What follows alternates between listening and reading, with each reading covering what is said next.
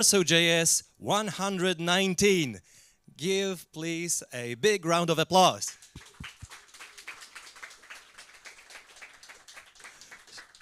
So this is one of my absolutely favorite events that I used to attend since more than 10 years already. So I'm really, that's really delightful for me to be here and to open this meetup.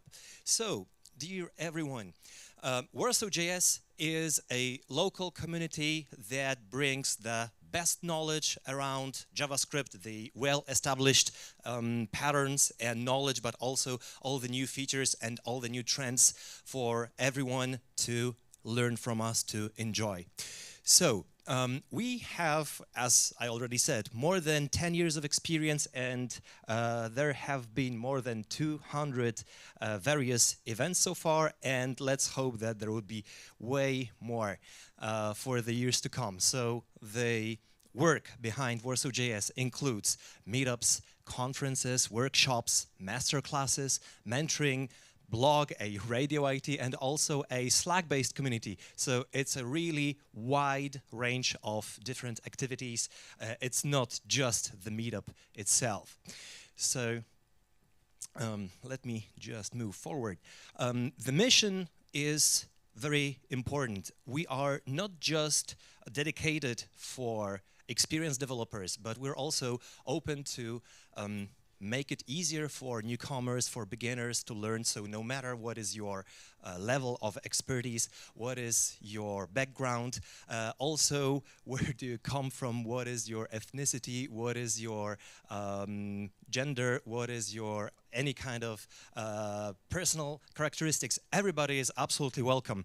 We are strictly aligned to Berlin Code of Conduct. We want everybody to feel safe and feel welcome over here. So if you want to know more about the COC, then just please take a look at the Berlin Code of Conduct. So what is also important is that although WarsawJS originated in Warsaw, as the name suggests, we are already a well-recognized community, not only in Poland, but also internationally. So everybody who is here and everybody who is listening to us online, you are all part of the community. So thank you very much for all of this. Yeah, this is my pleasure to be here as the MC, although as you can see, this photo is not quite up to date, but well, I'm a living example of becoming a legacy system. But I don't want to speak about myself too much, so I would like to thank Piotrek Ziętara, Sasha Michałowska, and Maciej Machniewski, the core team of organizers. Exactly, they put a lot of effort to make this event happen. But also, there is a wide team of volunteers who we'd also like to thank.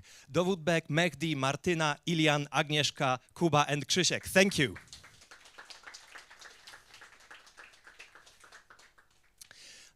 If you are interested in speaking here at this stage, then just scan this QR code or basically visit warsawjs.com, the website, and fill in the form. So we are open for talks at any level of expertise. So don't feel shy, don't feel ashamed of, trying out basically public speaking. Lots of speakers who speak at big conferences, abroad conferences. Everybody starts at stages like this, including myself. So I am very, very thankful again for having this opportunity that organizers of WarsawJS allowed me to speak here. So I would encourage you as much as you can to basically fill in the form and try out yourself. Maybe you will fall in love with it.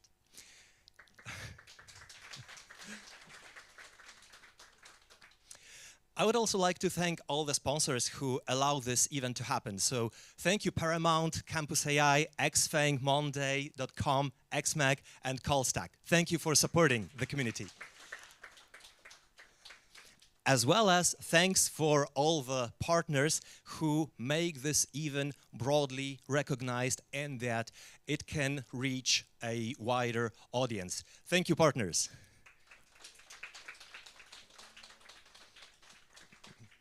So our speakers of today are Maciej, Rafał, Witold for the full-length talks and also the lightning talks that we have straight after this, Maciek and Bartek. We'll start with Maciek. Maciek comes from Łódź. He's a coffee lover and an expert in both PHP and security. And Maciek is going to discuss Astro, the new JavaScript framework, and all the topics related to static site generation, server-side rendering, and basically I would like to get to know, like, what is the reason for the hype behind Maciej, and yep, the stage is yours, Maciek.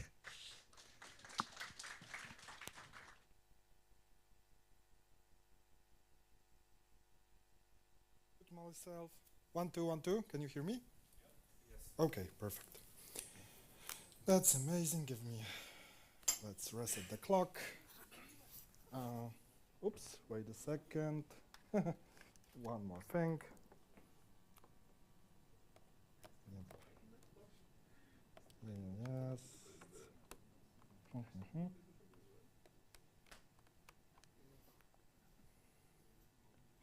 And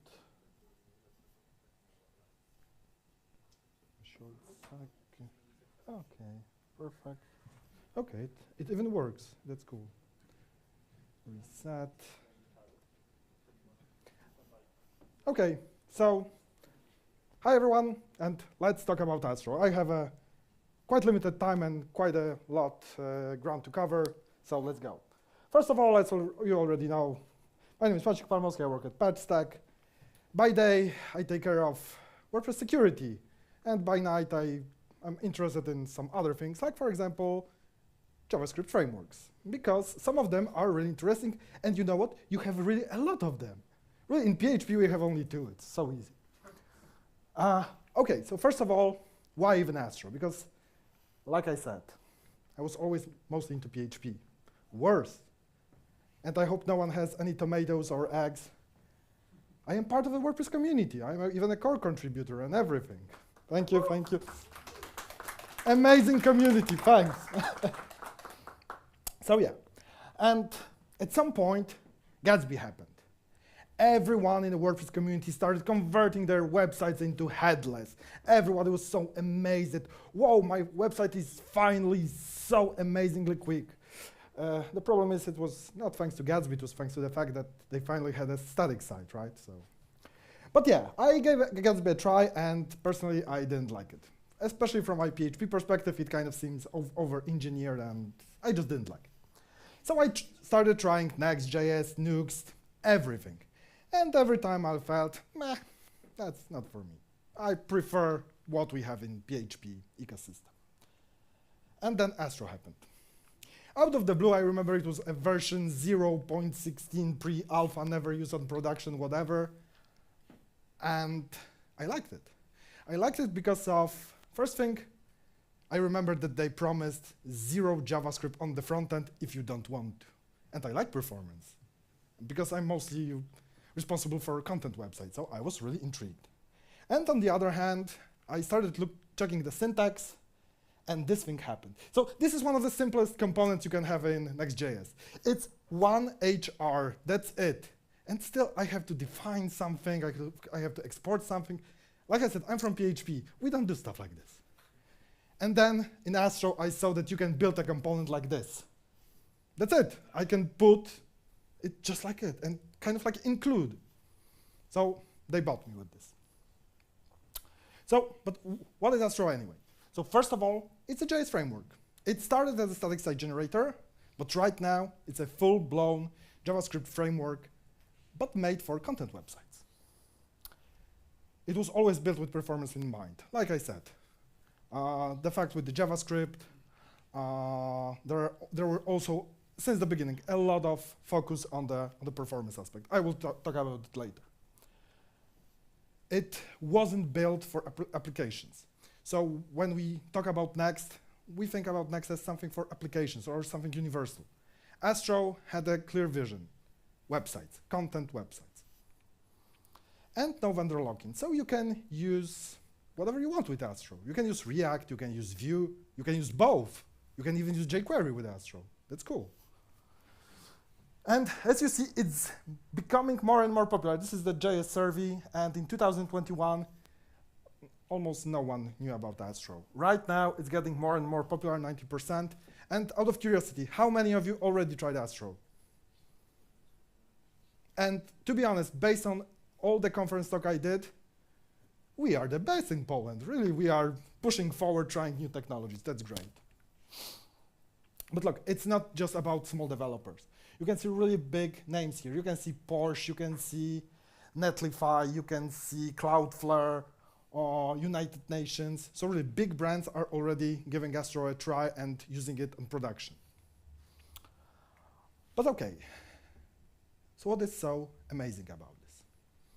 First of all, the thing that, I think they were the first with this, the island architecture. So it's a very nice name for, how it was called? Partial hydration. So yeah, island architecture is much nicer. So imagine this is your website, a very simple one. Headers, sidebar, content, carousel, footer, nothing weird. And you want to bring your own framework to this. So there is something in the sidebar that needs Vue.js. But on the other hand, you have this amazing component you built in React from your previous work, and you don't have time to rewrite it to Vue. So you would like to use this carousel in React. A few moments ago, I said that, yeah, that Astro is built with performance in mind, and now I'm trying to put two frameworks on the same website. It doesn't sound like a good idea. But they thought about it with client directives. So we can decide when will each framework will be loaded. So sidebar, yeah, it should be used since the beginning, so that's client load. But the carousel, it's on the bottom, so we need to scroll. And when it will become visible, this will be the moment when we'll load it. So thanks to this, we can use really multiple frameworks at once. It's really great if we are migrating from one website to another, because we can use different parts that use different frameworks, and it will work. And then we can start rewriting the code. Oh, and they lately even added server islands. So it's kind of the same, but it happens on server. So we wait until the website is doing nothing, then we load something from the backend. I mentioned that Astro is optimized for performance. So seeing screens like this is relatively easy. Let's start with the zero JavaScript by default. So this is quite an old image from Zach Lederman, the guy behind Eleventy website, because you can see Astro 2.0, but nothing changed. So Astro, Eleventy, and Enhance do not add any JavaScript if you don't want to. But if you use Next or Nux or Remix or whatever, you will always load quite a lot of JavaScript. When you are using it for applications, it's a bit different thing. But for content websites, yeah, it's better to keep them really slim. Another thing, a really good part when it comes to image optimization, there are two components called image and picture, and they are quite self-explanatory. You just pass the URL and the whole magic happens. You see it adds vidded height, decoding, clothing, all the magic stuff. It resize, reformats. So like I said, it's relatively easy to make all your images optimized. Also, prefetching strategies. And I know that prefetching strategies, by default, don't affect your performance, but they do affect the perceived performance. So the users will think, oh my, what a very quick and responsible website. That's really sweet, we just loaded some things in the background, right? So there are a few strategies like hover, tap, viewport, and load. They're quite self-explanatory. So for example, hover, the moment you hover on the link, it already starts being loaded in the background. That's why people will think, wow, Astro is so amazing fast. Oh yeah. That was a really good trick, because I forgot, and in the end there are problems.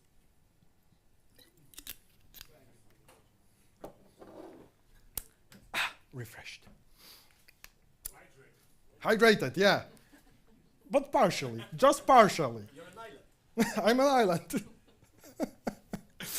Another cool thing, and this is something when you start reading about Astro, is the amazing developer experience. And look, like I said, I'm from WordPress world, so for me, it's I'm really quite easy to impress when it comes to the developer experience, right? Although we have Composer. Composer is cool. Not in core, of course. But still, going back to Astro. First of all, content collections. How many of you manage big websites with at least hundreds of Markdown and Markdown X files? You know, documentation, things like this. Do you? Oh, okay, I see something. Okay, yeah. So the truth is that managing it at some point might become a bit difficult, especially when for some reason in some places titles stop showing or something and you don't know why. That's why Astro added content collections. So first you have to define a schema. So here we are trying to create a blog content, a blog collection, and the schema consists of title and image. So this is the part in the front matter, right? And the title has to be a string, and it's required. And the image is also a string because it's a path, and it's optional. So every time when I will add different variables or wrong variables, or I just make a typo, and instead of writing title, I write, I don't know, title with 2T or whatever, I will get this beautiful error explaining me that I made a mistake. It's really great, especially when you try to change those variables or do some mass operations. Really cool thing. Now, they also did a huge step forward with Content Layer API, because the collections were just for Markdown and Markdown X, and Content Layer API is for everything. Also for APIs, for JSON files and everything. So it's a kind of a, you can see this data store. So it's kind of cache, and it kind of puts everything in one place. It doesn't constantly ask the APIs for new data, and it really speeds up grabbing the data because it grabs it only once. It's really amazing. And you can see that just like here, this is the loader. You just get data from the API, you save it. You can even also add the schema, so you can also be sure that the types are correct. And then everyone on the website, you can just grab it and use it. And it was already loaded. And with loaders, you can also add different caching and everything, so it's really a very powerful feature. Another thing, a really cool CLI. I mean, again, as a WordPress user, I'm easily impressed, but I do agree that Astro CLI is very simple. The installation process, for example, is really nice. And also one of my favorites, the upgrade command, because I'm maintaining right now 2 documentation websites and I'm upgrading them really quite regularly. No problem, it just works. Also, the adding and removing of different integrations is also very simple. So like I said, yeah, the CLI was always very important for Astro, and they are really doing an amazing job. Yeah, the error screens, because I'm a horrible JavaScript developer, you know? I am. So I see them a lot, like constantly almost. But luckily, they are very clear, and I do understand what should I do with them. That's how I'm kind of developing stuff when it comes to JavaScript. So yeah, Astro is very helpful here. As you can see, they clearly try to say what I did wrong and where should I look for help with this matter. Like I said, I'm really seeing this very often. But yeah, it's really good. Astro documentation. This is one of the things they really did in such an amazing way. And I'm not just talking about the content, but even about the approach. If you try to submit something, some new content to them, and for example, either Sarah or Alian will try to help you to make the content you submitted even better. So they really are doing a lot of work making sure that the documentation is as clear as possible. So really kudos to them. There's also this really small, nice feature that I really enjoy. It's called the developer toolbar. And as you can see, it can show you a lot of mistakes you made on your website. Also, you can add your own integration. Very cool, very simple, very cool. I do like it. Also, Astro wouldn't be that great without all the integrations. So first of all, yeah, you can integrate Astro with almost whatever you want. all the CMSs that will just have either, that will be either able to export a markdown file or have an API. Yeah, you can use them together with Astro. Another thing, there are already a lot of themes and code integrations like Tailwind, like you can see a Storybook connection, Astro icon, sitemap generator, a lot of them. So you don't have to worry that you will have to write everything on your own. There is a lot of features already built in by some. And there is also a lot of other cool stuff that don't fit the performance or developer experience. Look, again, I'm from PHP. We don't have file-based router. For me, it's cool. I really like it. So it's quite simple. You just create a file and you will have your about page or whatever. Or you can, in the brackets, put the variables. It's that simple. Astro, like I said, it started as a static site generator, but right now we have either static, either server-side rendering, or there is a hybrid mode. Although the hybrid mode will be now removed, and the static site generator by default will be the hybrid one, but that it doesn't matter. You can use it the way you want. This is a cool thing because we don't have this fancy router that also adds those animations. That's why we build those view transitions from CSS plus some extra logic inside of Astro, so we can kind of pretend that we have those smooth transitions and we look more fancy. Like I said, Astro is for content websites, so it wouldn't be a good framework if there wouldn't be any internationalization. Perfect. That's what I wanted to say. Thanks. Features, right? So you can set the locals, it takes care of routing. There are a lot of functions regarding this. So if you are building a multi-language site, yes, please do. It's doable and it's quite easy. Also, for those who like HTMX,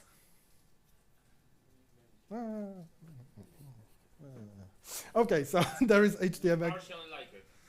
Okay. Partial hydration, partial. Perfect. HTMX. So that's great. That's great. So yeah, and yeah, it's quite simple to do because you just create a partial and you start using HTMX as usual.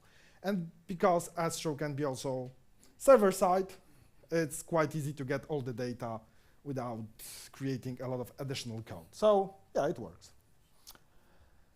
And at some point, they also added this really cool thing called AstroDB.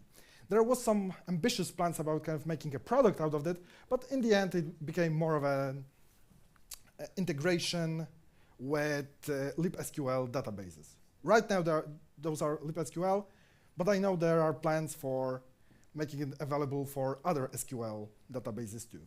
But in general, they're using Drizzle as an ORM for you to connect with the database, to grab the data, update the data. And it's really written in this Astro way, so it's really simple, really developer friendly. Okay, so time to sum up. I'm even on time, perfect. So is Astro the ultimate JS framework? Hell no. There is no such thing as ultimate JavaScript framework. We all have so many different needs. And so yeah, no. Astro isn't for sure the ultimate JavaScript framework because there is no one. But is it the ultimate framework for content websites? I would go with the hard it depends. It really depends on your needs, what you want to achieve, on your company needs. But every time, if you will be now thinking about building a content website, and you will be thinking about which technology to choose, add Astro to the list. Check it, because you may be really surprised by how cool it is. Because it's not about that it's better or worse. It's really cool to write with Astro. So, do you have some questions? Oh. First of all, Thank you.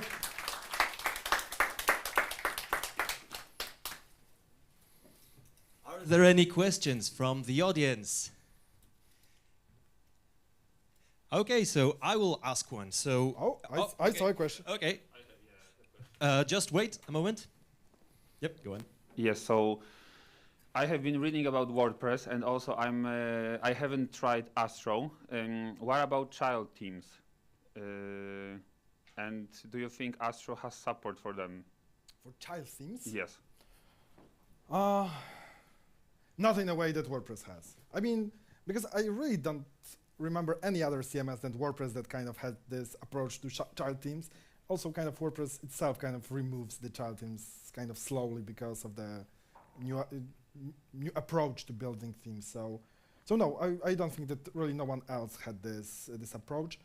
Although, if you look, for example, at Astro Starlight, this is their official documentation kind of theme or framework, whatever.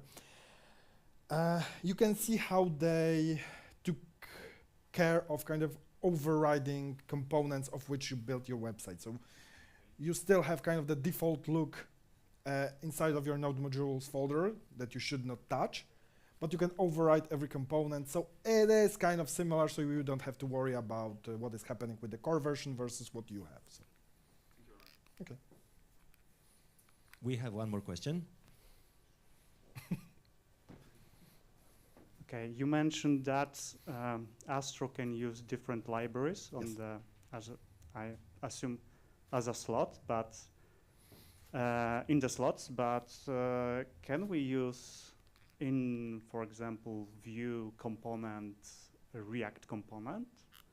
Can we mix the libraries? Oh, so kind of use one in another? Yeah, no, I don't think so. No, no. So Answer this question. Oh. There is something you Could you just pass the mic?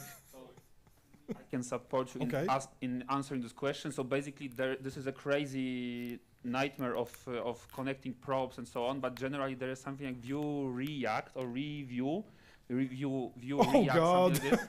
No. This is, however, the hardest part there is understanding the issues. So you need to be an expert both in React and Vue. We have here some people like this. This is really hard. Generally, this approach with micro frontends is like maintainable with mixing both two, including one in each other. It's super hard. Thank you. Although it sounds a bit like a nightmare, to be honest. Yeah, you create But a on the monster other and you're hand- responsible for the monster. But I do think, You create a monster and then you're responsible for the monster. but look, it really promotes pair programming because you have to have two experts trying to write one code. Yeah. Yeah, So, but yeah. is there one man at least or a woman who understands the whole stack, like holistically? That's the question there.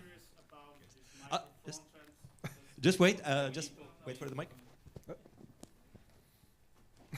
I want to only sum up my question because I want to know that maybe Astro resolved the problem of the micro frontends very easy, but micro frontends are not easy, so that's why. Yeah, that's it's why I more it's more on this level that you can just kind of combine those frameworks, but kind of separately. I mean, still, it's kind of a step forward, and maybe another Astro will kind of solve this. Who knows? If there is no more question, then I have one. Oh, okay, yeah, sure. Could you please, this is not a serious question, could you please maybe tell us a little quick joke about WordPress? Like your favorite one? Is there some? Oh my. Although look, it is kind of funny. Do you know that do you know how you should write WordPress with a capital P? You know about this? Okay. Yeah. So, WordPress has a function built in called capital P dang it. And it takes all the content that you pass to it and changes WordPress with a small p to a capital P. And sadly, but remember, it's not a joke, this function really exists. At some point, there was even a bot on Twitter, before Elon and his limits, that was kind of scraping the web, and everyone who wrote WordPress with a small p got capital P, dang it, and yeah, bot. Incredible. More than expected.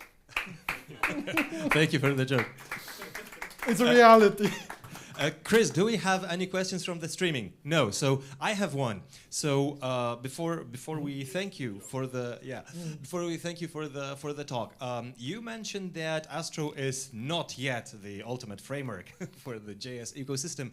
But could you mention what are the disadvantages, or what would be a reason not to choose Astro? What are the traps which are either obvious or non-obvious? What should we watch out for? What is your experience? So the first thing is that we have to remember that Astro was built with content websites in mind. So this means if you are looking for managing states and like doing things that application do, Astro it's not for it. It was just built by design this way.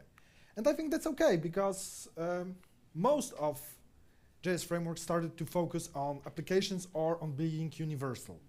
And Astro kind of decided to go the way that Eleventy did earlier, but in a bit nicer fashion.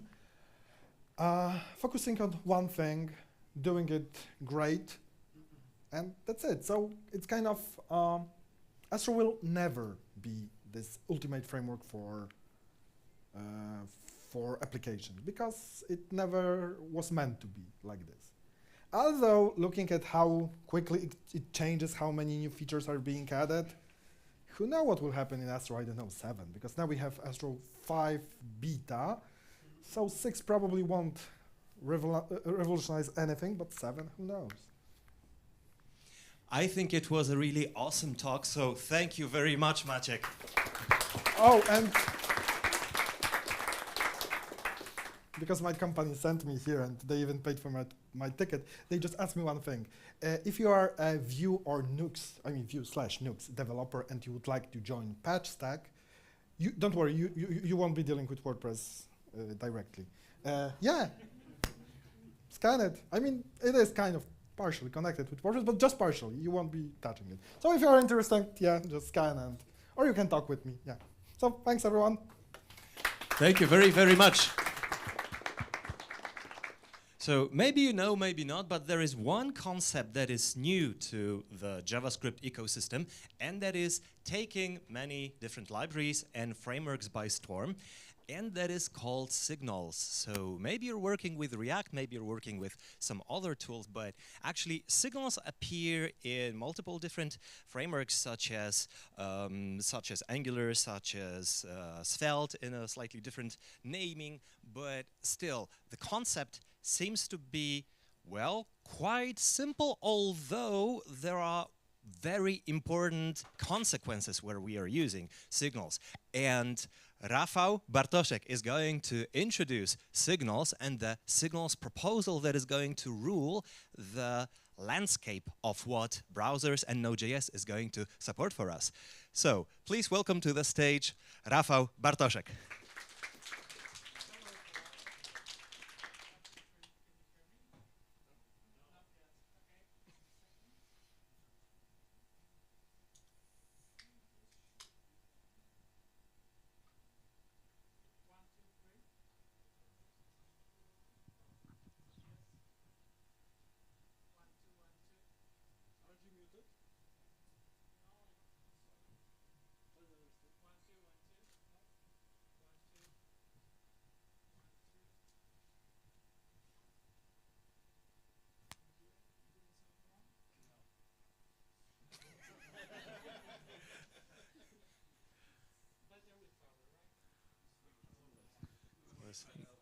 Better turned on.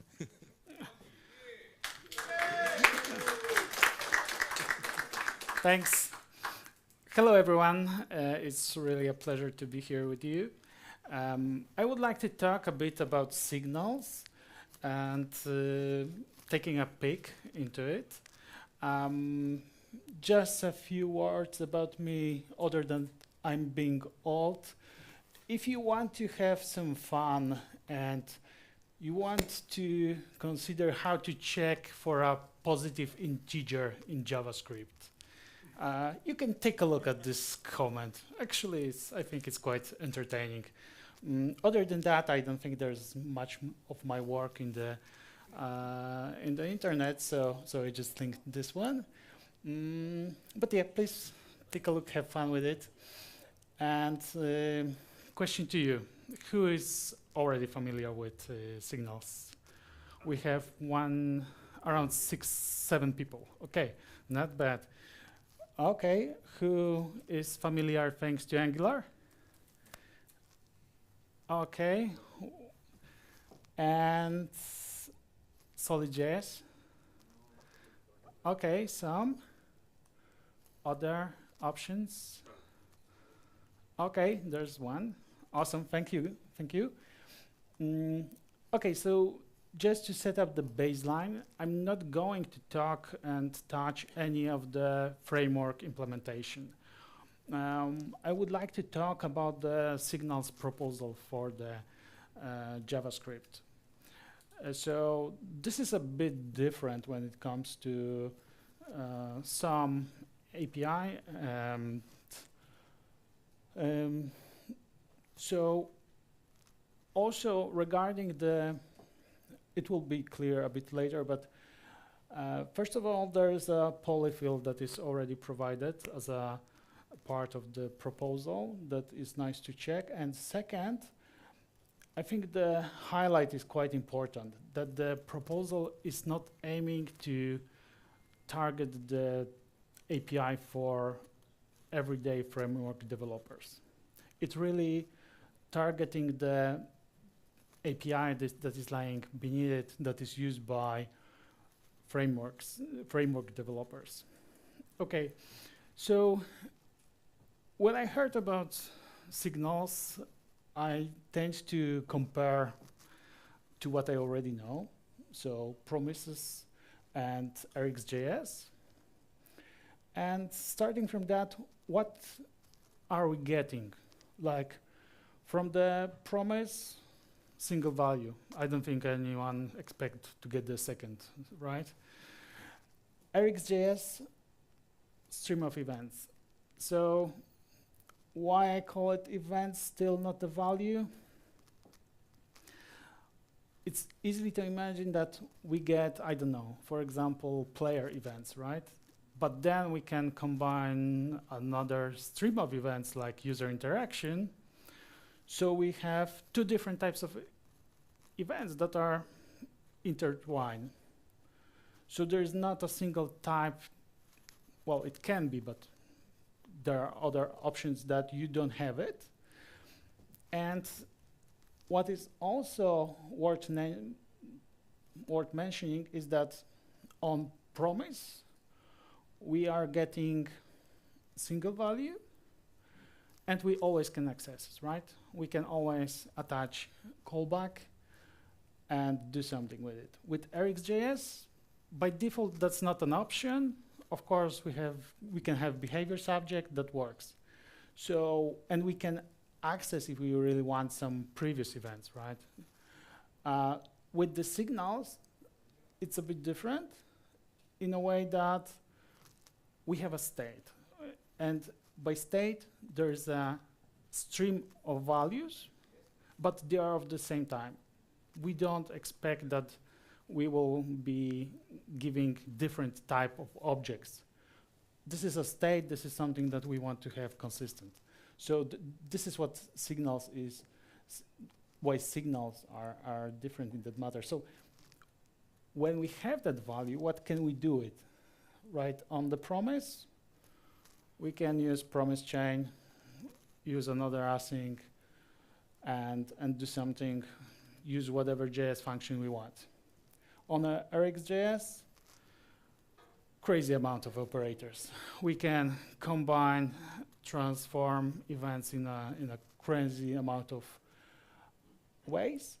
And in the signals, we have computed. So when it comes to computed, we are basically getting the state, and we can use pure function to do something with that state. Maybe use 2 signals and combine values from 2 signals, but we are expecting to have pure function overall. And we don't expect to have access to the old values in general. So after that, how we what's the cleanup? So the cleanup is that promise garbage collector, right? Nothing. It's applied to all, of course. In RxJS,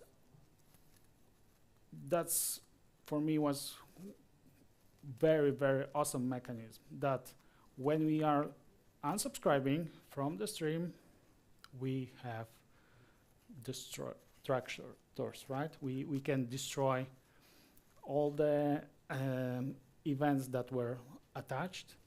And frankly, this is quite powerful because Rx can have multiples operation on top of each other, and it's not so easy to track when to destroy it. So when we lost the last subscriber, we get the we get rid of the Rx. So what about the signals? It's not that easy to answer. What I can put is that signals are lazy when it comes that if someone is not asking for it, it's not going to evaluate. And let me address this a bit later in the presentation. So let's get to the example. And okay, that's the example, and it's really quite simple, right? We have two counter implementation, one in JavaScript, one in JS using signals. So we have a counter, we have a function to set it, we have a function to is even. By the way, who likes that implementation of is even?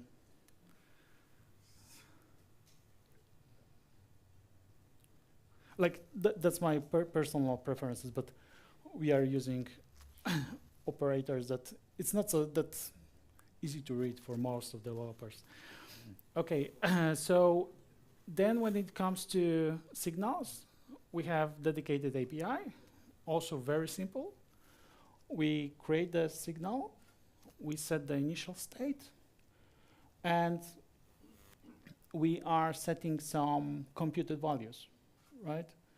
The effect, you can forget about it, basically, at this point, and you get the counter set. The effect will get one of the computed signals and update DOM fragment, right? Well, element X, to be specific. So how signals are working? They are represent a cell of data, right? This is part of actual quote from the specification. And they can be set manually, they can be computed, but basically that's it. And what's crazy important about signals is that they are automatically tracking which other signals are read during their evaluation. So basically, what I mentioned at the beginning, we have a graph behind the signals. So when we have signals, we have a graph that is tracking, is the value being read? Do we want to really calculate the value?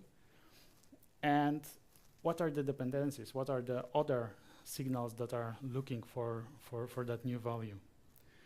So after that, it's easy to get that, okay, we have a graph, we have a dependencies. Like, it's really not brainer to cache, to memorize the data, to make it a bit more optimal.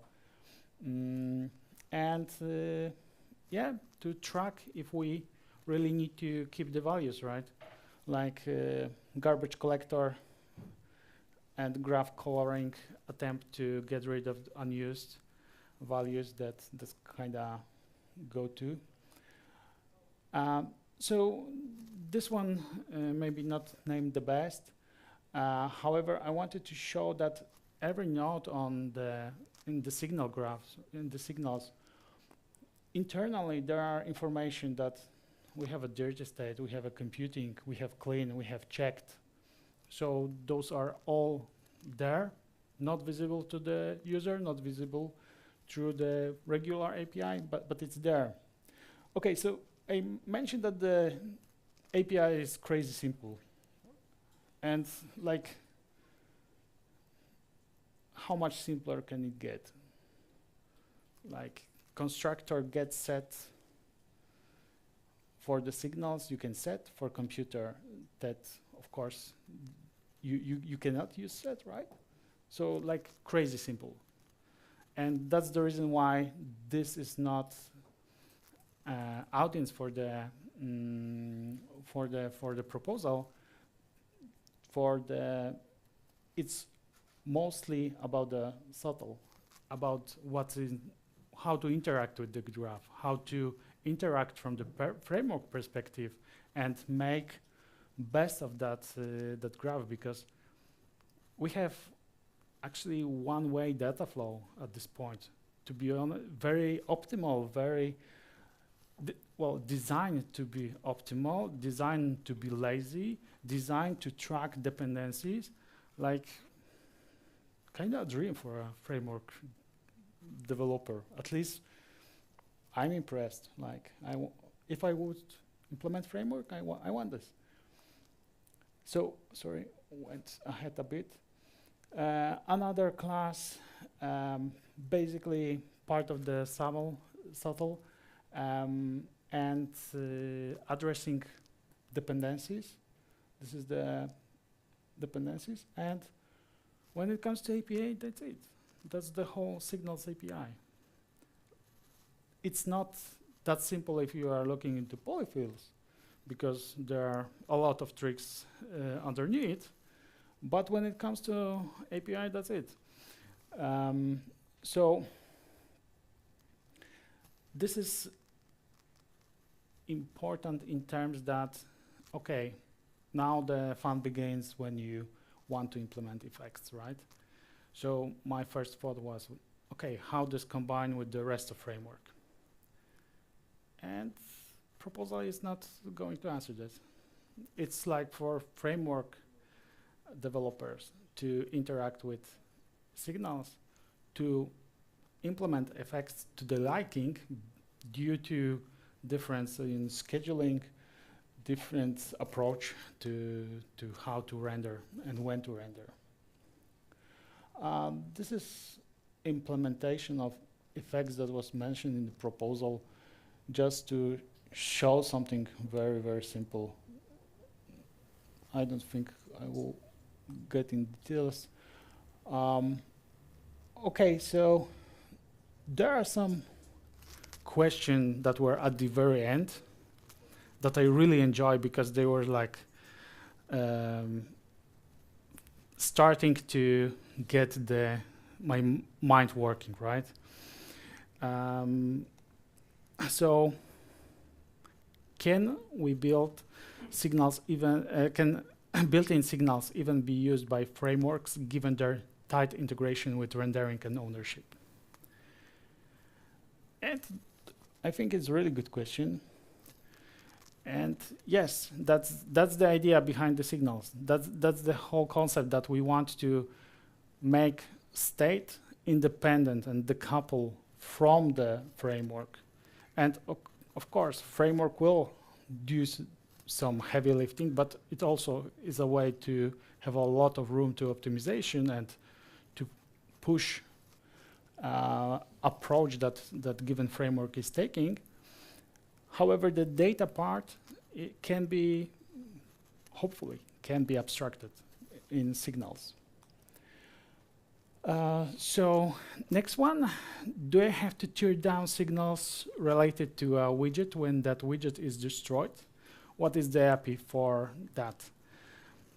I mentioned that there is not so easy to answer how signals are destroyed.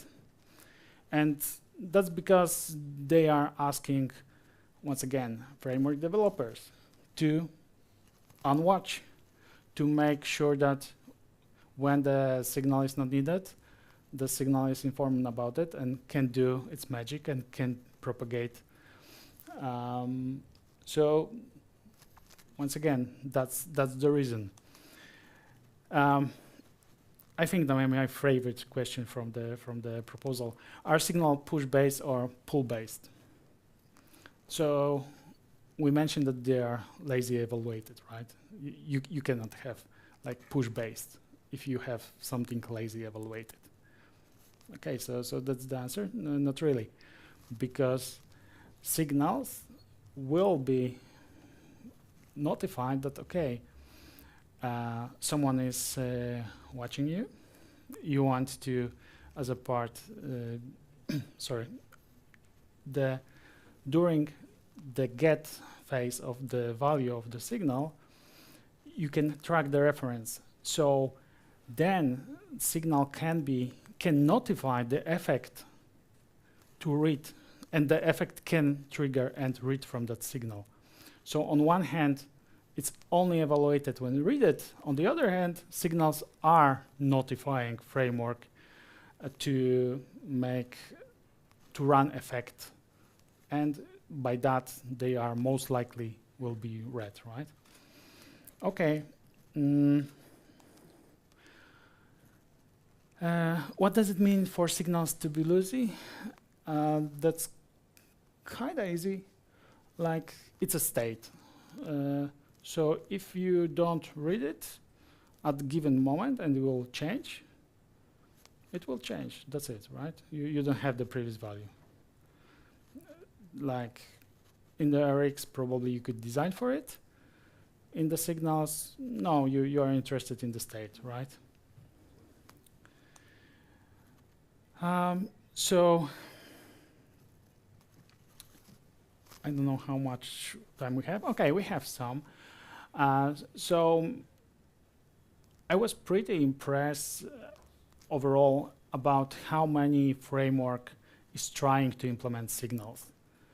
Like, you can choose your favorite framework, you can connect with Signal in the Google search, and most likely they are already either implemented or there are some approaches how to make them to work together. So from that perspective, it's really awesome and amazing that there are that much of effort going on. So what are the benefits also for the standardization? Sorry. I think I switched the slide. Okay. Benefits for the standardization. So there are a few. One, of course, performance, but this is like important a bit, like every framework wants to be performant, but it was mentioned as a second. The first one is to be able to have a common approach through all the frameworks, to abstract really state from the rendering, from the effects, and by doing that, really have one approach. The other piece that can be really nice is that if we have a standard for signals, there is option for the DevTools to be built around, right? Like, I don't know, probably some of you were debugging RxJS. I don't know who thinks it's a pleasure to go through all those streams, especially when you have multiples, combining them and tweaking. Of course, there's a nice plugin for it. And hopefully with signals, we will get similar options, especially that they are introducing API for introspection already. So that's one of the possibilities. Another mention was that there are some potential, right, to introduce this being way closer to HTML and to really do those fine, great updates. But we'll see. I think that's the long term. Okay, that will be all that I presented. So let's hear from you.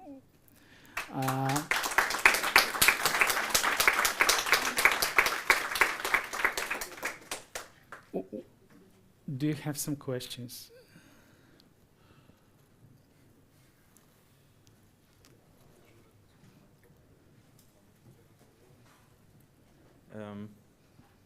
Maybe you mentioned it, but what do you think are like most important practical applications of this technology? Frameworks, like straightforward answer, this framework. And it's, if you remember, like, well, maybe you work with Angular, like two-way data binding really was a nightmare to, there was a lot of events going up and down if you didn't optimize for that. You needed to have in mind that there's that one-way data flow. And this is what Signal is targeting, one-way data flow with computed values that can be lazy evaluated. So there is a optimization on the state. And it's really enables to get the smaller updates overall because you have that clarity on the state. I hope I answered your question. Thanks.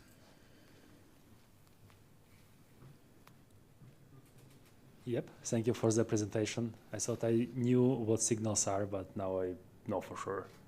And the question is, when we have the virtual DOM in React replaced with signals and we have adequate re-rendering of the whole DOM? So I don't think that after that presentation I know more or less about the signals after preparing, as always. But addressing your question, I don't think React will get rid of the virtual DOM. I think the benefit will be that the diffs will be much smaller, and that will be impacting the performance. However, when we are looking into Angular, they are getting rid of Zone.js because of signals.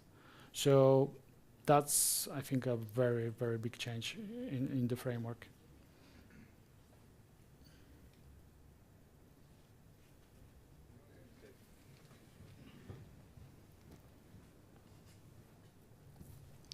With signals being implemented in most of the modern frameworks, except for React, of course, do you have perhaps your favorite API in one of the major frameworks, like Svelte, Solid, Angular? What's the best? Which one has the best signals? No, that would be deep dive. I didn't do that, to be frank. I'm looking forward to see how the different frameworks are implementing it, but to be honest, that's also a crazy amount of research. So not soon, I think. But one day I hope I will be able to answer it. Thanks for the question. Thank you very much for your pace, because I was able to keep up. Let's say, my question is, let's say you need to, signals depend on the fact that you always use only signals. Otherwise, you can't keep track of the dependencies, right? Well, the dependencies are tracked like signal to signal, right? That's the graph structure. And what happens if, my question is related, just to give you a warm-up, what is happening if we are not using, we are using some external library which is not calling signals by itself. So let's say this is a legacy code.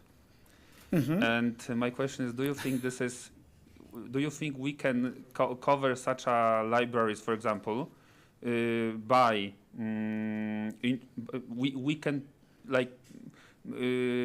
can be still able to use such libraries, and how you would do it? Because the only way I was able to come up with a solution to this is introducing proxy objects or listeners for setters and getters. Yeah, I think that's the way to go, right? You need to be able to transform those changes in the state to Signal at some point, right? And for that, you need some kind of listener. You need to be able to track those changes. So however you implement it, you need to still make it, make Signal out of it. Otherwise, you are introducing state that is not tracked and multitude of errors because that state is out of the graph. Thanks for the question. Do we have any more questions from the room? So I have one question, obviously.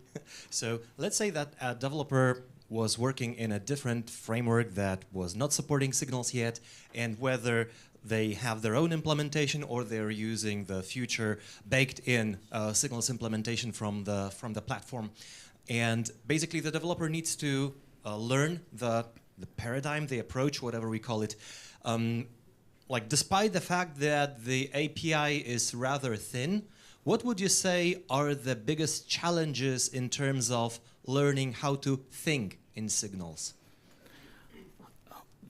If you context that into framework that already is implementing signals, I don't see much. The API is really thin for the client, right? And it's on the framework to do the heavy lifting, to do the tracking, to do all the control about the destruction of the signals.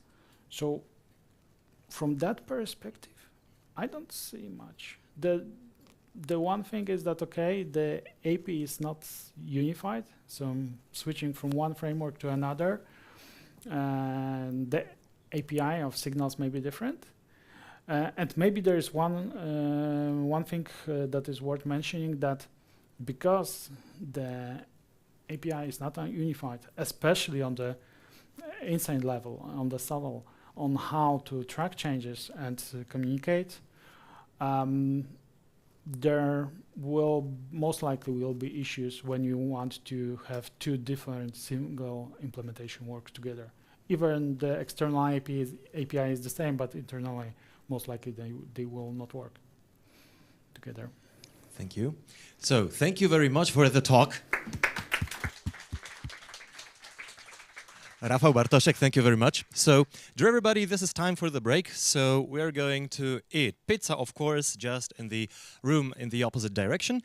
And we're going to meet 10 past 8 p.m. So let's enjoy the lunch and see you just after the break.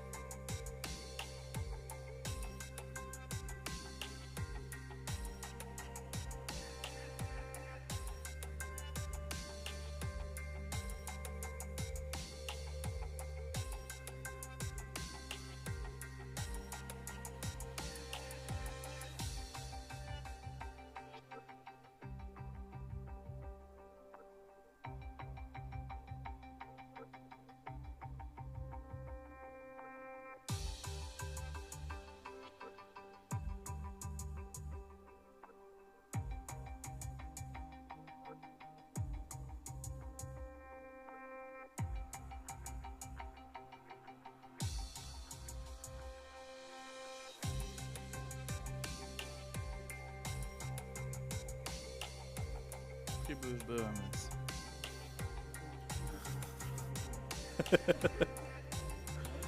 Raz, dwa, trzy.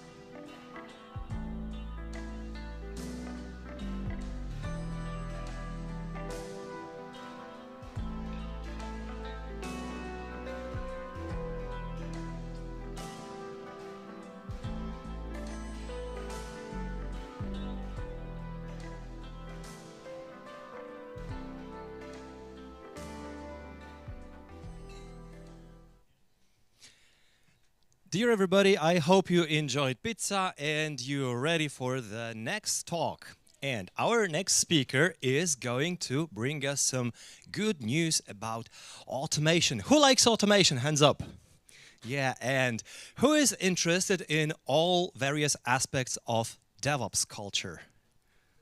Yay! So I hope after this talk you're going to deepen your understanding of what DevOps is actually. And I would like to welcome to our stage Witold Sosnowski, who is an Witold Sosnowski, who is an experienced engineer and a team lead who is going to dive into NixOS.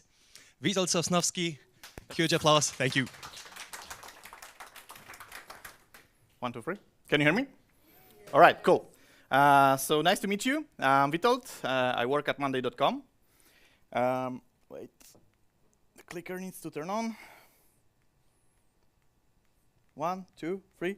Okay, and in general, I work a lot on different projects, and okay, now I know why it doesn't work. Okay, cool. So I'm a team lead at Monday.com. I worked a lot on different projects. I have obsession with productivity, and I really believe that the developer experience is really, really important in our day-to-day work. So let's talk a little bit about developer experience. It's essentially all the things that prevent you from doing your work. There is a lot of, in our careers, stuff that we need to do that doesn't really push us forward. Some of those things are related to setup. Some of those things are organizational burdens. And I wanted to talk today about the things that you encounter on the very first day of a project or maybe joining a company, which is essentially setting up your development environment. So how does it usually look like? When you join a new company, or start on a new project, or maybe on an old one, sometimes this happens, essentially. You pull on one thing, or you need to do one thing, and then it turns out that it's a whole Jenga of things that you now need to do just to start working. And we don't want that. So let's talk about what usually happens when somebody joins a company. So first thing that they need to do is install some kind of tooling on their machine. And there are multiple ways to actually solve this. One of those ways is some kind of instruction. So I go into like a document and I read it and I get install, git, docker, some other stuff. And apart from Docker, I also need to install Node.js, actually 4 version of Node.js, and Ruby, and Go. Oh, did I mention Scala? It's a zoo of technology, essentially. And the problem is, everything that you need to do, you don't even know if it's actually necessary or not. There is an instruction. You need to install everything. And what happens then? We installed our machine. We installed some dependencies, libraries. What now? OK, so we are running our project. And oh no, libsys doesn't compile because we have an old Python. Found a solution on the company wiki. 2 hours gone. But we proceed. And then where do we get env variables from? Oh, well, there is .env.local.example, so I guess I'm going to use that one. Yeah, it doesn't work. It's outdated. So I wait for a friend, a coworker, and I ask them, hey, what's going on? And they say, yeah, you need to add this value. We forgot to update the end.local.example. And another day passes by because they were on the meetings. And yeah, by the way, are the database seeds loaded automatically? Nope, you need to run a script. Another 2 hours gone. You wasted a lot of time. And essentially, all of that work is unnecessary. It makes you really angry because you just wasted like 3 or 4 days, and you really didn't do anything yet. So let's solve it. One of the ways that you can actually solve it is by writing a script. So you write like a bash script or Python script, and it will install everything that you need on your computer.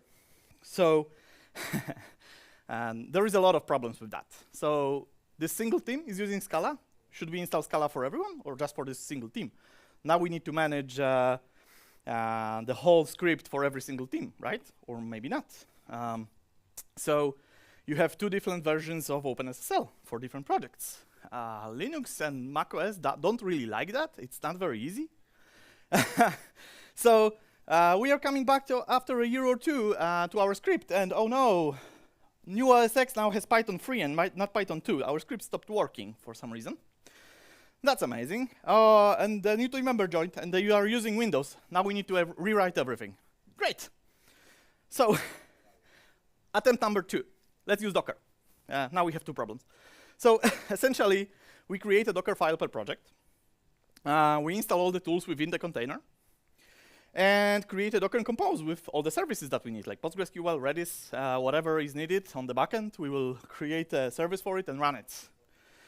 And mount all the local files as volumes so that we can change the files and everything will reload within the container so that we don't have to copy everything. And add some environment variables from a file. So at least you will not have to ask a worker to actually set up this for us. And we are done, right? Well, not exactly. There are a lot of problems. Now all the tools can only be used within the container, or you need to kind of wrap them around with Docker run, which is cumbersome and still needs to be explained to people. If you want them available everywhere, you need to put them in every container now, and not just the one that we are running. Like if you log in into Postgres and you want to use Git for whatever reason, you need to install them everywhere.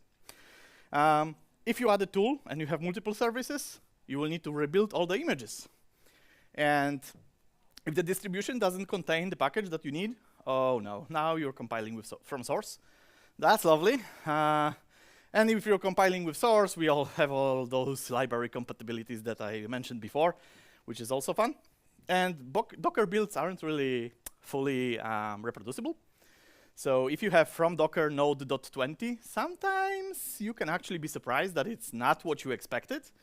And you cannot really have any GUI applications. You want to install Visual Studio Code for everyone with predefined set of extensions? Yeah, can't have that.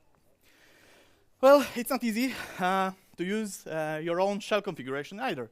You can't have your own aliases. I'm using K for kubectl. I'm using O for opening files. And there is a lot of stuff that people do to make their lives easier in the bash.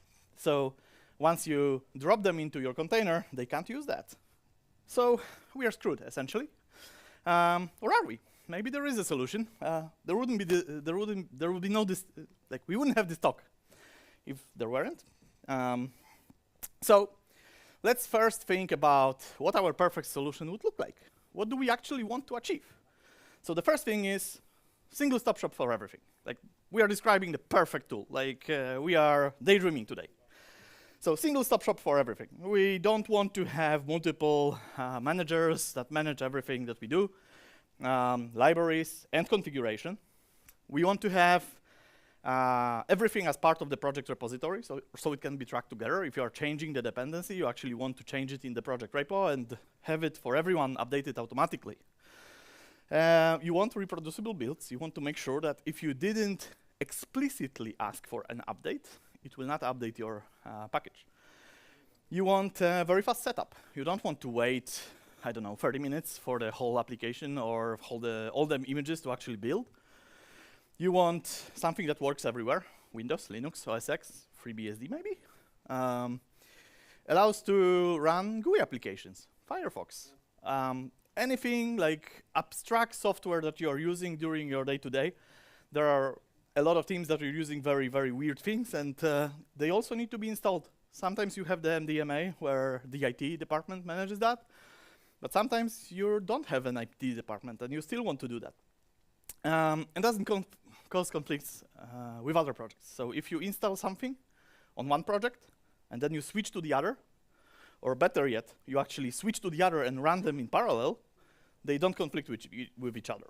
And ages slowly, so that you can be sure that after 5 years, if you come back to the project, it will actually still work.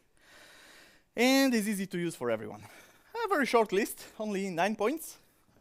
No biggie, right? But it doesn't sound like there is something like that. Or is there? So there is something called Nix packages. Nix packages is a repository. It's a part of a whole ecosystem of Nix. You have Nix the language, NixOS the operating system, and Nix packages is something that is part of NixOS. So basically, it's an NPM for software and its configuration. And what it has is over 100,000 different packages, more than in the Arch Linux hour. Basically, anything that you can imagine is probably there. And if it's not, it's quite easy to actually add it there. You have declarative configuration. What it means, we will see in a second. Reproducible builds. We have ability to install multiple versions of the same package. There is like a whole distribution that is built around it. You can use that one. I highly recommend it if you are very patient, because it's not easy.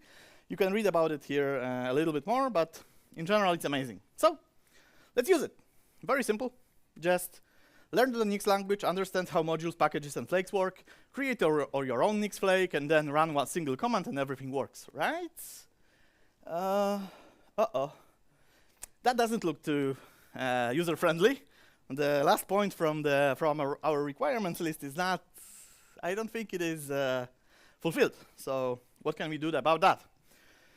Yeah, well, you could use that, and I actually do. But if you are working with a team or are expecting other people to use this, it's probably not something they would want to do.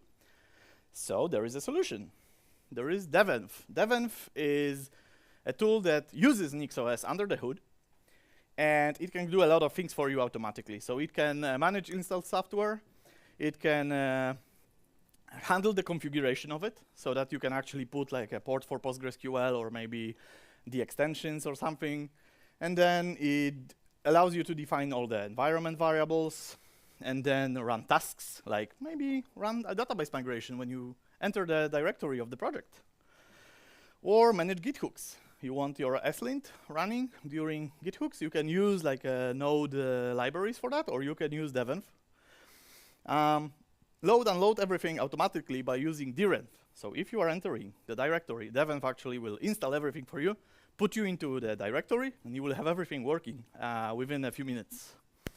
And the last one is build containers of our local environment. So you can actually create description of your local environment, package it as a Docker image, push it to Codespaces, and use that on GitHub Codespaces without any additional work required except from building the Docker itself.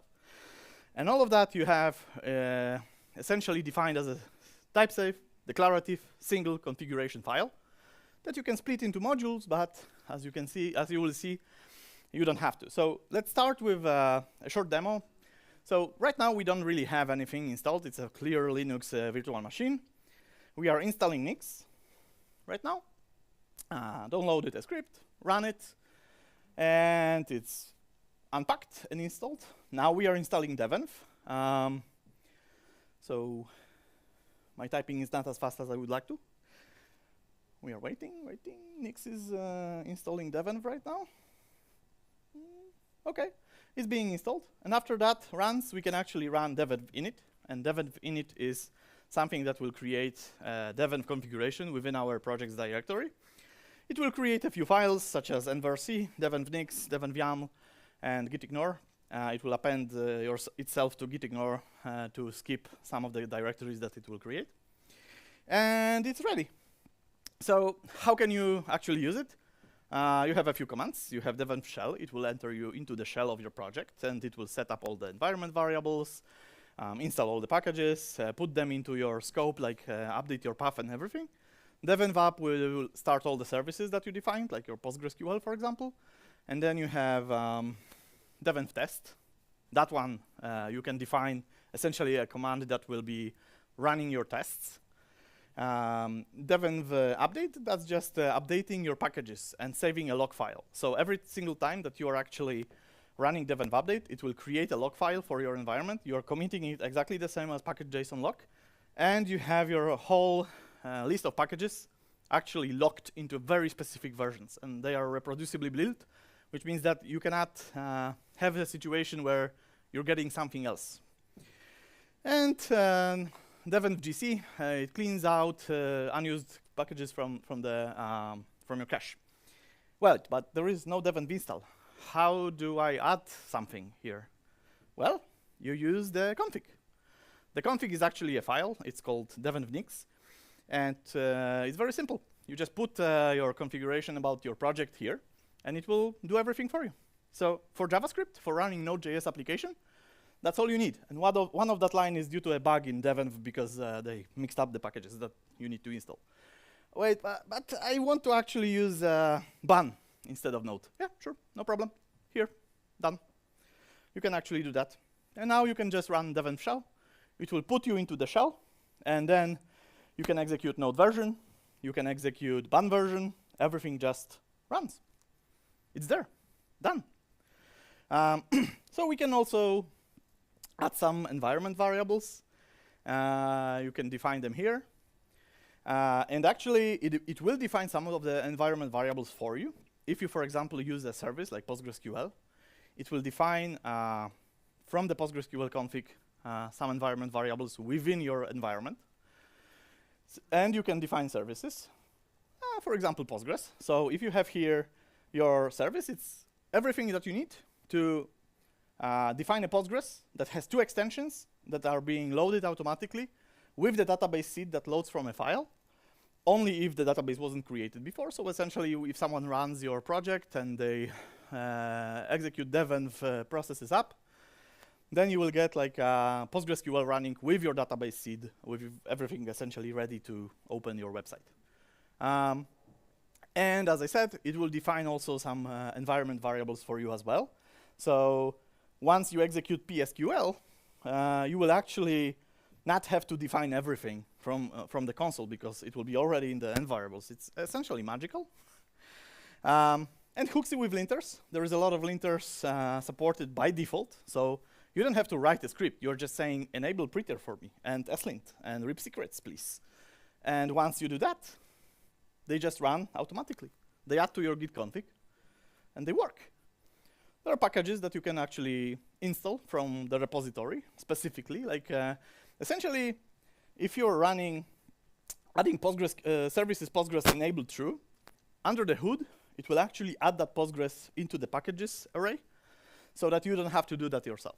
But because some of the packages don't require additional configuration, you can just add them, and it can be anything. It can be Firefox, it can be Docker, it can be whatever you actually need to work with your project day to day. And because you have like, let's say you have a project that wasn't touched in 5 years, and you need some kind of specific version of the program to actually launch it, it will work like that out of the box because you are locking your specific package version 5 years ago. So you're going back to the project, to the state that it was before. And then you can update the package, but you don't have to. All right.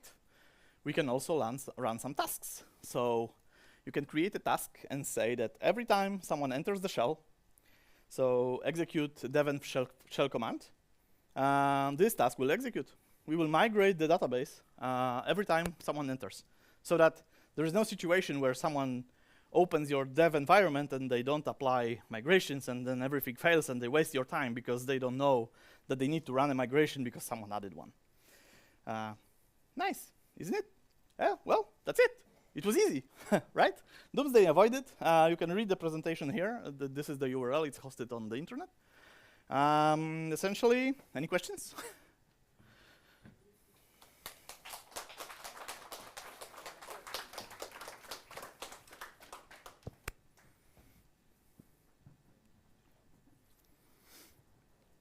Hi, thank you for the presentation. I would like to know if it's possible to install a desktop app. Yeah, totally. So actually, do you have like how it will look like? Because so far I have seen only everything in a terminal. Yep. So the way it will work, it will actually, the way Nix in general works is it creates something called the store. That store is just a directory with all the applications prefixed by some random hash. So if you are installing, for example, Firefox, it will install Firefox into that directory. It will be put there, and it will be kept there. Every version, you can have 20 Firefox versions installed in parallel. And every time you enter the shell, it will add that link that Firefox binary into a directory that will then be used as an entry in your path. So you just run a Firefox command from your shell, and you will launch a GUI application, because there is no isolation. It's not Docker. It's using your system internally. If you're on OS X, it will install Darwin version of Firefox. It will not install like 32-bit Firefox. It will actually install ARM version of Firefox. And if you launch the command, it will actually run the program. That's it. So you can actually go into like 2 projects directories with 2 Firefox versions in both directories, and launch Firefox from one, launch Firefox from other, and you will have 2 instances of Firefox with 2 different versions.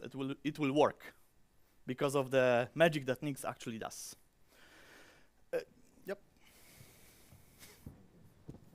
Why I didn't know this 5 years ago. Thank you for the.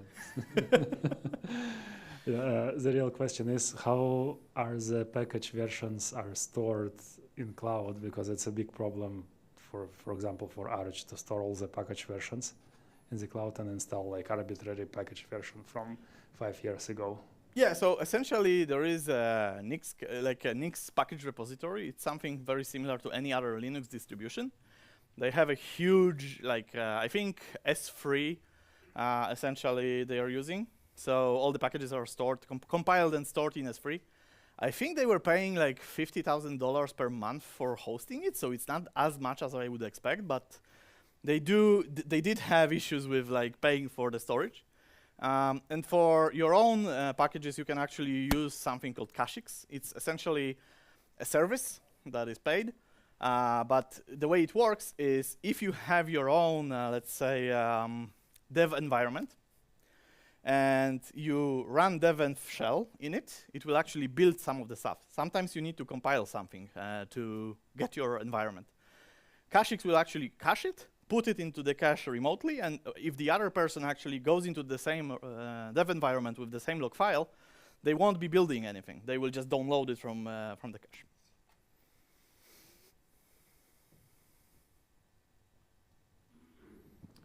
Great presentation. I think we don't talk enough about setting up developer environment, and I think it would be super useful. I myself spent a couple of days setting up the project. It was crazy. Yeah. So anyway, I remember your previous talk about VS Code and how we should commit all the settings. Yep. And how would you say, is there some kind of bridge between VS Code and Nix? I actually didn't test VS Code specifically, but the whole idea around Nix is to put everything, configuration of whole system into a single file that is like a declarative configuration of your system, up to a point where you're describing which wallpaper you should use. So the packages actually have config values that you can use. So for Firefox, you can enable extensions, you can replace the search engine by default. You can basically control almost everything that is within the about config. And if you are missing some kind of configuration values, because obviously the space of configuring your environment is infinite almost, you can always create the files from within the Nix config. So you're saying, okay, I don't have the configuration value, but please put this file into this path so that Firefox can actually use it. And you have like a prefix of like a Firefox profile, for example. So you're creating the file there, and Firefox will be able to read it, so that you can kind of bypass the Nix config part. But yeah, you can actually see like for Postgres, you can define like username, initial databases, extensions, some settings. Actually, all the settings that you can put in like PostgreSconf, you can actually put in this array. So it's quite extensive. I really like it. Obviously, I have one more question. So that would be, let's say there is someone who would like to introduce Nix into their project, into their workflow. What would be your, let's say, kind of elevator pitch? How to sell this, that, yes, this is really going to speed us up? What would be, this kind of 30 seconds-ish elevator pitch to? I think I would pick a project, create a config for it, and just use it in front of them, because honestly, it's magical, and you can actually see like you don't need to do anything. That would be the whole elevator pitch. Okay, thank you very much, Witold. Cool. That was a perfect introduction to Nix. So our next speaker with a lightning talk is going to tell us how not to get scammed, which is something I truly believe each of us is interested in. So please welcome Maciek Wojda. Hello. Let me just plug the wires here.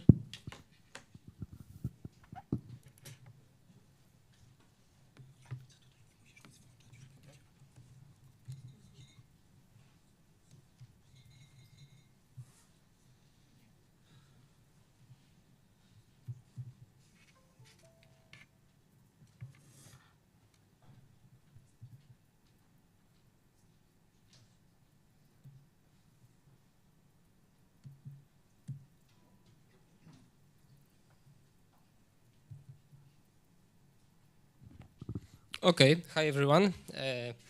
Dear community, I'm here today just to give you some warnings because of many scams that concerns directly developers.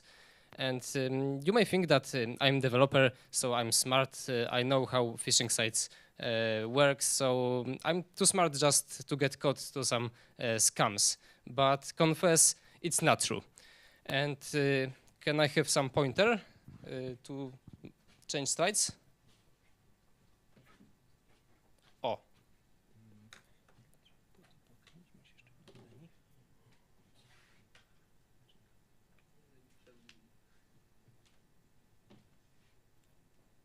Perfect.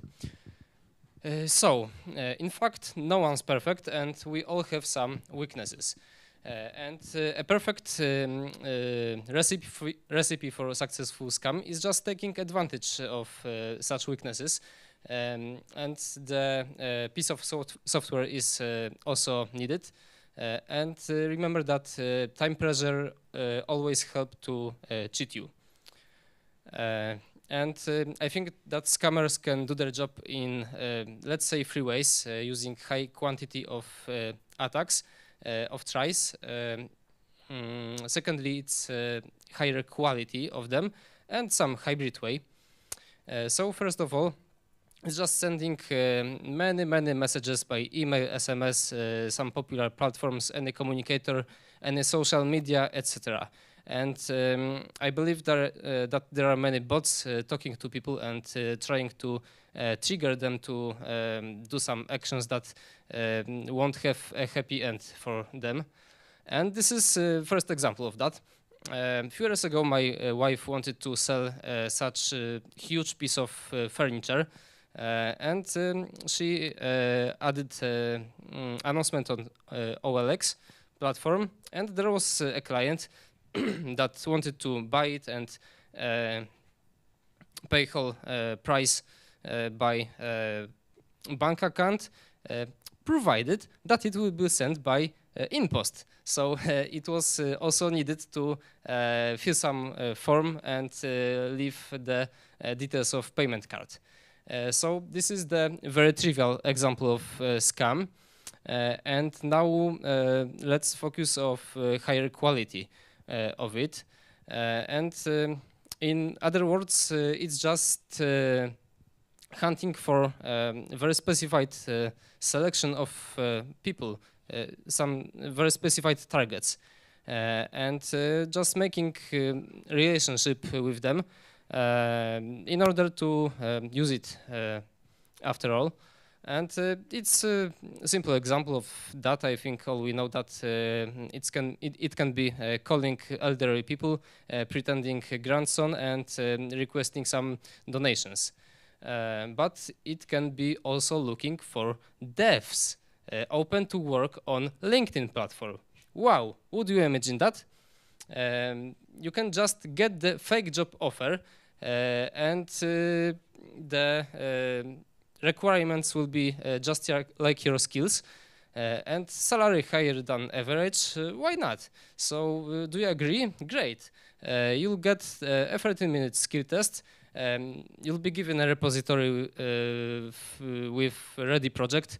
they are working on, and just show them that you can work in this team and build some simple feature in their working environment, right?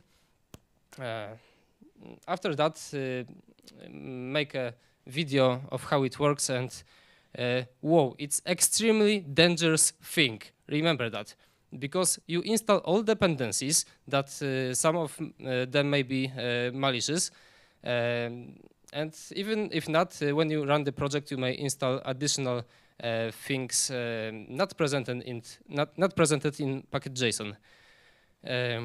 So in the meanwhile, when we are resolving the task you are given, they can scan your PC and send away all they wish.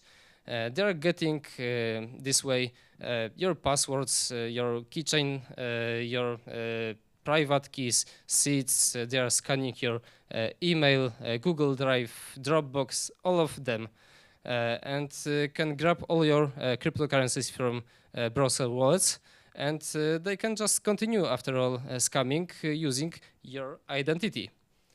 Whoa. And unfortunately, this is actually my story.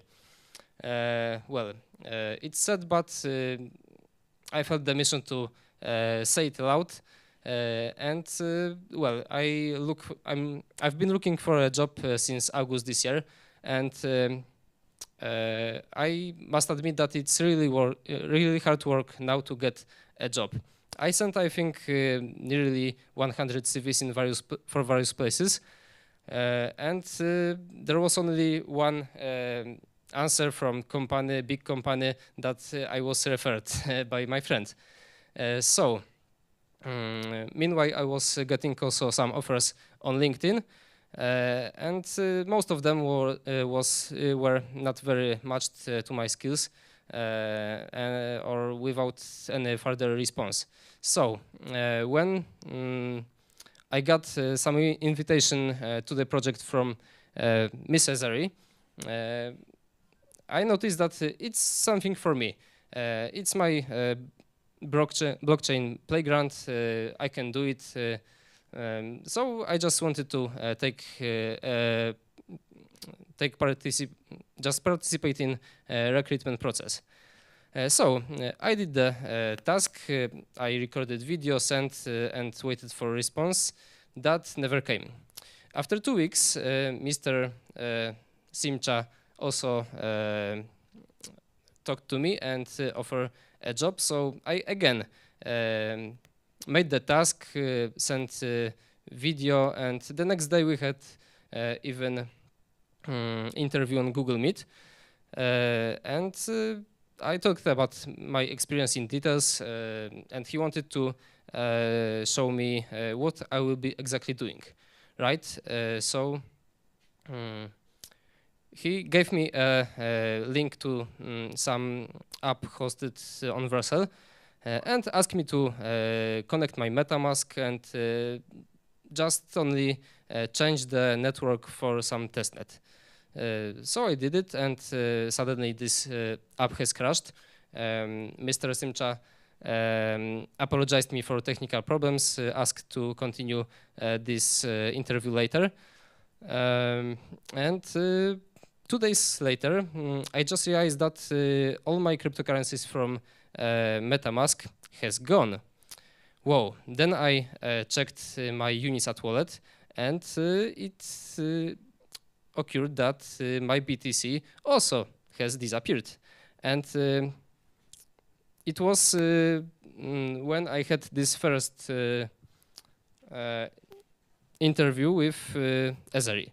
So, whoa, I don't even know how it was done, because it's worth to mention that I had not used, even touched this Unisat wallet for 2 or 3 months. So I don't know how, but it happened. And okay.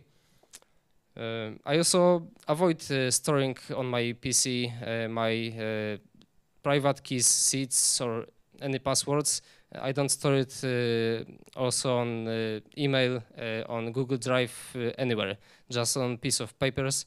That only I know where is it. Anyway, 2 days ago, this third guy talked to me with, I guess, similar business. Okay, the next example, and this is my victim is my friend, marketing specialist. So it's not about developers. And she built the relation. They built the relationship with her on Twitter for a few weeks, and she was invited to be an advisor in their game promotion. And she downloaded and installed the game, and suddenly fake Mac system pop-up appeared and requested password for Apple ID. And as a result, all her crypto from browser wallets was grabbed. Okay, this is third approach of scammers, the mixed one, and it's about trying to affect many people. And it's also a strictly specified target group, but not always. No relationship is needed here, and it's about using malicious extensions for VS Code. Would you imagine that? But it's true.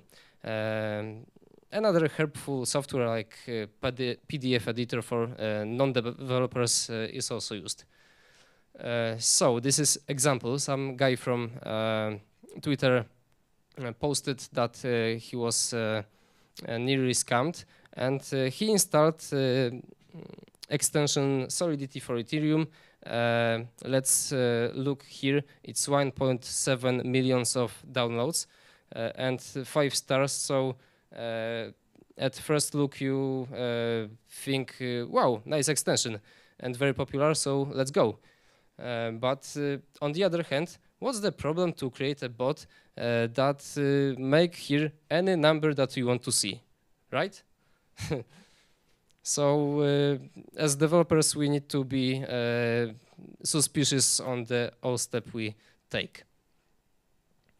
And second example is my second friend, tester, 15 years of experience in IT, and he started malicious PDF editor. And he realized that something checks what's in his clipboard, and what's more interesting, it's being sent out. Okay, so to summarize this, here are some red flags that you should have something in your brain, somewhere in your brain. And this first point is quite obvious now. But if you see something like 30 minutes test with sending video of results, I believe it's scam. I had it 2 times, the same. And of course, yeah, changing task to more complex. With my first test with taken from Esri, I told her that it's easy task, I will do it. So they thought a little and gave me a little more advanced or rather challenging quest, like writing simple backend in Django that I've never used. So it was only to just make me thinking about something other than what can be done from their side. Okay, and with Mr. Simcha I contacted by LinkedIn, Slack, Telegram, Google Meet, so it was also quite weird. I don't know why, but it happened. And you should also check this company that offer you a job, but it's not, of course, any safety argument, because they can pretend anything you would like to apply, for example. And when you have Google Meet and your interviewer doesn't show your face, it's also a reason to think a little why. And of course, when the offer is from the other country that is perceived as richer than yours, so that they can give you more money, it's also, believe me, tricky. Here are another advices, and maybe let's focus on only the last one. If you really want to run such project, you can first of all ask for preparing Docker file just to run it in container. If they reject that idea, something is wrong, right? You can still run it on your virtual machine. That can be destroyed after all. But if you think you are smart and you just screen this repo for some keywords like child process, believe me, it's not enough, because remember that you are installing many dependencies that you don't know how they behave. So I mentioned also about crisis in IT, and yeah, that's true. It's really hard to get job now, and if you have a steady income, just appreciate that and keep being competitive on the IT market. But let's check who I am, because maybe I'm just beginner without any experience, right? So not really. I have over 11 years of programming experience, and 7 years is just hobbyistic, and 4 years strictly professional. I have experience in front-end, back-end, mobile applications development, and it's only just a number, but there's 3,000 contribution on my GitHub profile. So maybe you want to change your profession to IT. Wow, why not? But better think twice, at least. And if you're really convinced to this step in your life, maybe consider cyber security path. And I know that it was maybe a bucket of cold water on your heads, but I believe it's also very important nowadays. So thanks for your attention and patience for little long lightning talk.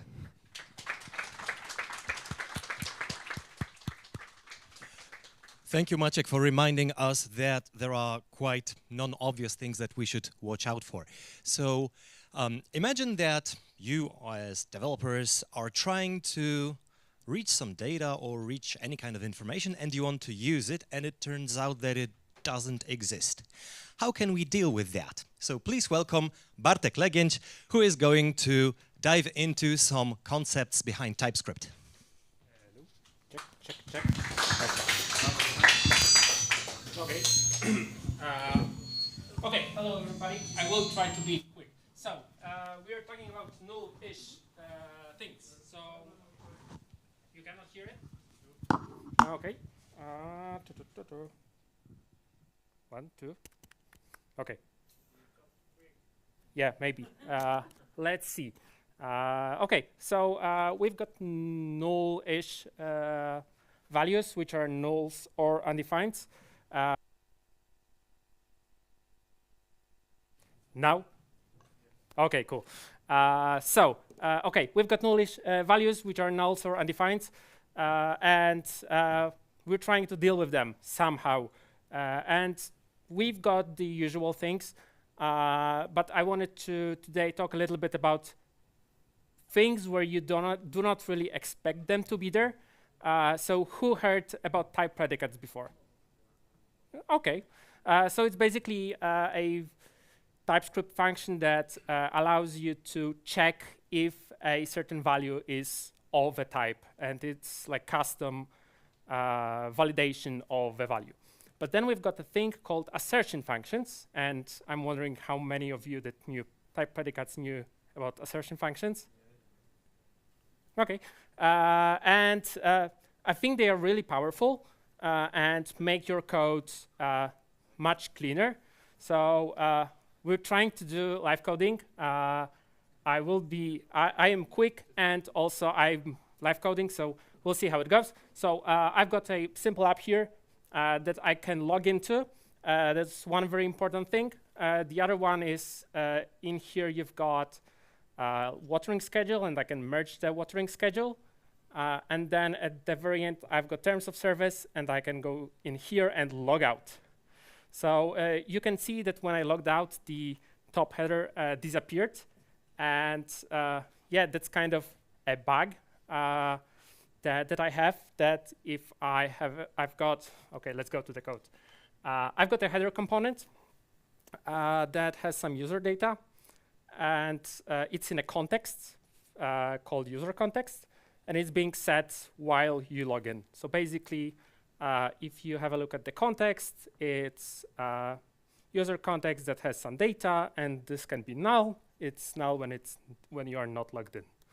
And you can see that I have to do some workarounds here. So I check if the user data is null, and then here I return an empty string, because if I don't do that, then basically it's complaining here. So here I would have to do some nullish coalescing, and then you're introducing new things that actually shouldn't happen, because if I've got a header, it actually should be only in a places where you are logged in.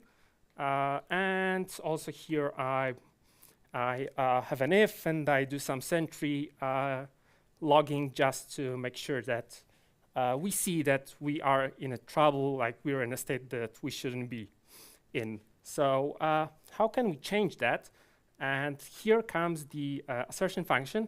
So I've got this nice function here called assert is not nullish. So basically it checks if a thing is null or not, or undefined. And here I can just start using it. So let's say that in here in the header, I will do assert is not nullish and user data. And now everything underneath this, I'll have the user data will be defined, and I am sure that it will be defined here, so I can even remove that. So this is one thing that it's like, I guess this is much cleaner code, and I can assume that user data is always defined. It may not be always true. There might be some strange edge cases, but still it's an edge case that probably we don't know how to handle. So in here, I am throwing a assertion error, which is a custom error. And what I'm actually doing is when I throw this error, I can go to the main here, and this function will basically catch any errors and log them to Sentry. And what I like to do is do this. So that's a function that like gives you additional info about it. So if even dot exception,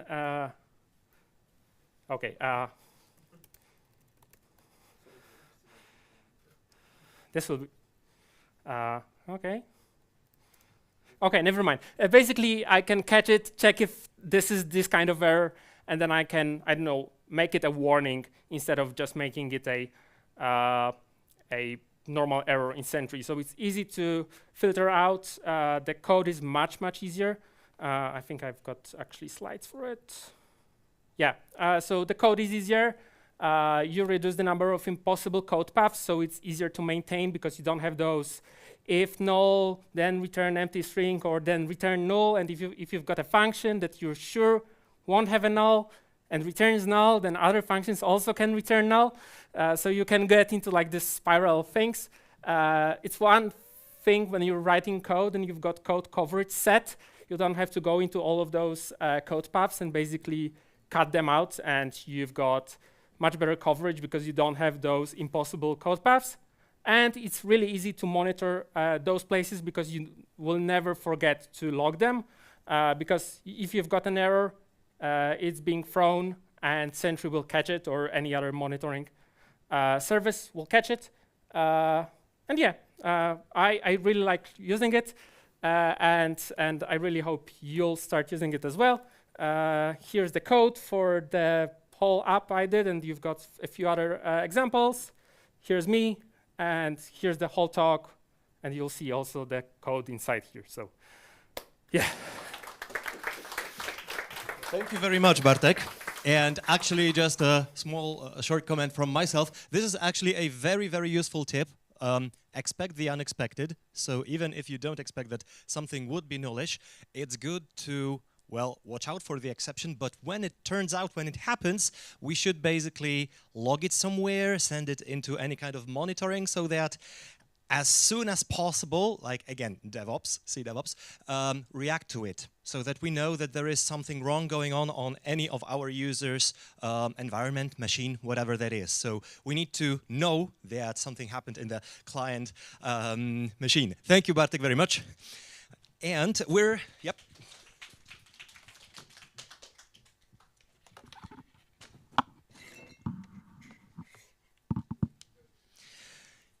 Yep, our meeting is coming to an end, but still, yep.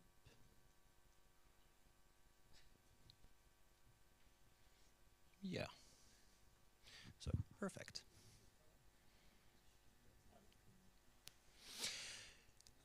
Yeah, so anyway, again, please thank our sponsors, Paramount, Campus AI, Xfang, Monday.com, KMac, and ColdStack. Yep.